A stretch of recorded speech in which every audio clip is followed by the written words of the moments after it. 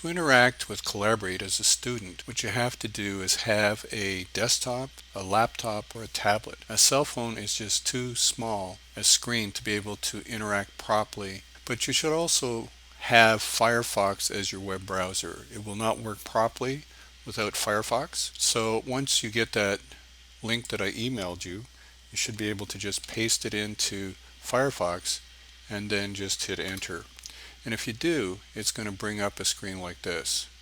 And it's going to say Blackboard Collaborate, joining, getting started, which is the name I've given this particular lesson. And you can use any name you like. I'm going to use Simon Cowell, and I'm going to say join the session. So it says getting started, and it's going to do an audio test. So if you have a microphone on your laptop, desktop, or tablet, then you should be able to check to make sure it's working properly, and if it is, you can say yes, it's working.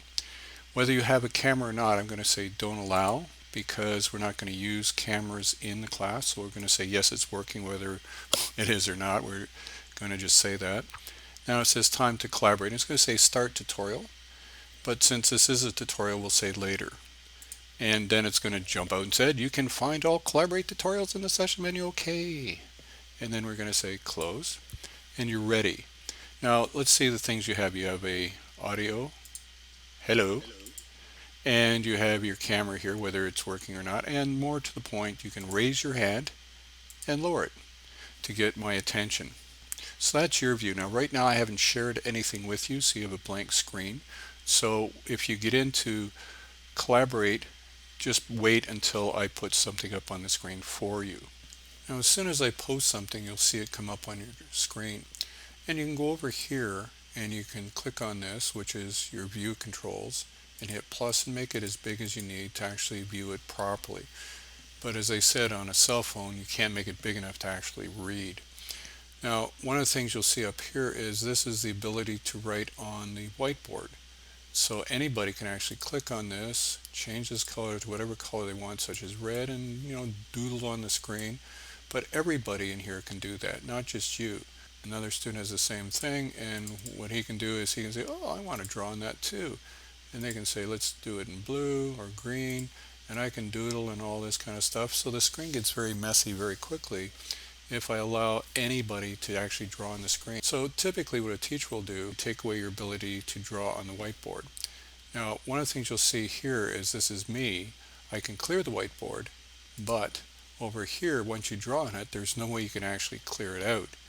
So teacher can do that. So what I'm going to do is I'm going to take away your ability to draw on the whiteboard. Let's take a look so you can see that this is no longer there, but you've got a mess on our screen. So as a teacher, I can actually go back here now and just boop, clear it.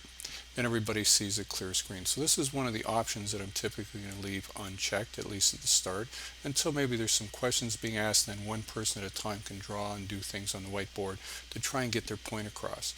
Now also, I'm not going to share audio or video to begin with. And so what we're going to see is on yours, all you're going to have is the ability, you can no longer do this, you'll only have the ability to raise your hand or lower your hand to get my attention.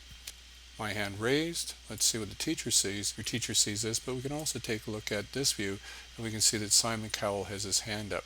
But maybe it's not just Simon Cowell, maybe this student also has their hand up, and what am I going to see? Donald Trump, the smart one, and Simon Cowell both have their hand up. And so I can see who's got questions. Now as I go through the explanation here, you might find that these people may decide that, hey, I understand it now. I'm Simon Cowell, I'm pretty smart.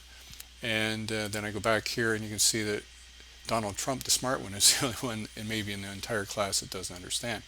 So what I'm going to do at some point is I'm going to say, okay, I'm going to stop the presentation now, and let's just turn on share audio.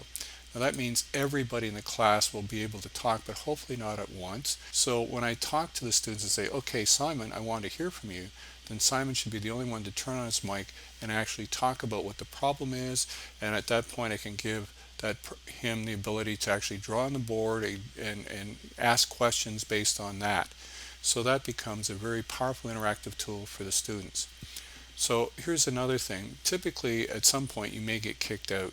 So for instance, if I'm here for whatever reason and it just locks up or something, it kicks me out, I can leave the session, I can say skip. But if it kicks me out by accident, what I can do is just hit the enter button on that link and it's going to take me back in again. Whether you were there to actually participate in the lesson or not, what you can do is go down here under course tools and click on collaborate, and under this section here, if there's any recordings, if the teacher recorded what's going on during the class, you should be able to go to that recording, click on it, and say watch now. And this way you can review what happened in the class if you took it, or if you happen to miss that class, you can actually watch what went on during the class that you missed. And I think this is enough to get you started on using Collaborate as a student.